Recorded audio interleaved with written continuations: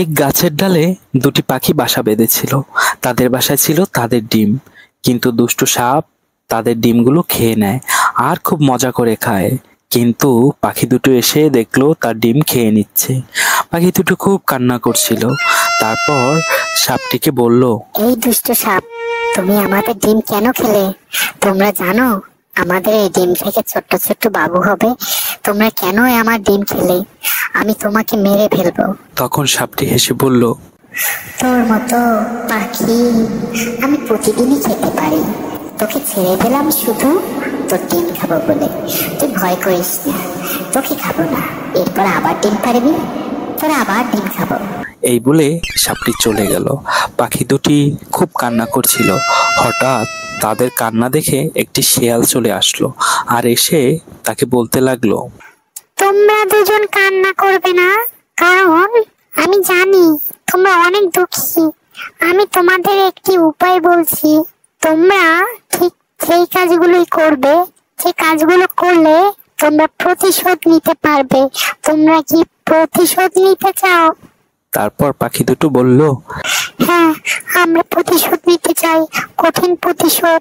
এই দুষ্ট সাপটাকে আমরা মেরে ফেলতে চাই, কিন্তু আমরা তো পাখি, কি করে মারবো বলো ওকে? তখন শিয়ালটি বলল, আমার কাছে একটি উপায় আছে।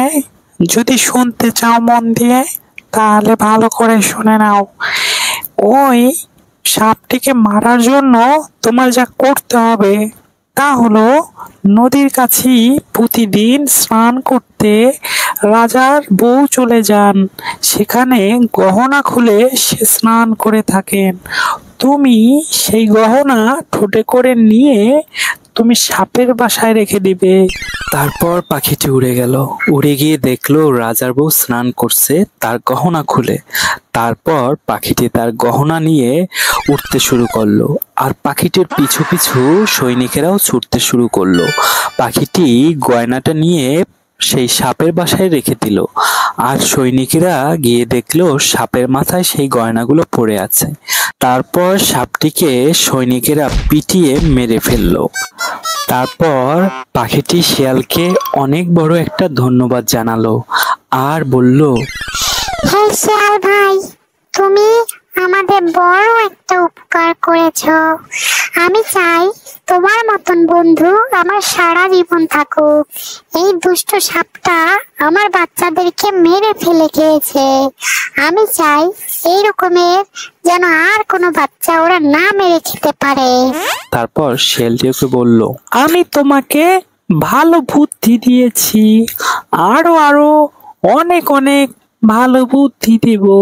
তবে হ্যাঁ, এই ধরনের গল্প তোমাদের যদি ভালো লেগে থাকে তাহলে এখনই এই চ্যানেলটি সাবস্ক্রাইব করে নাও।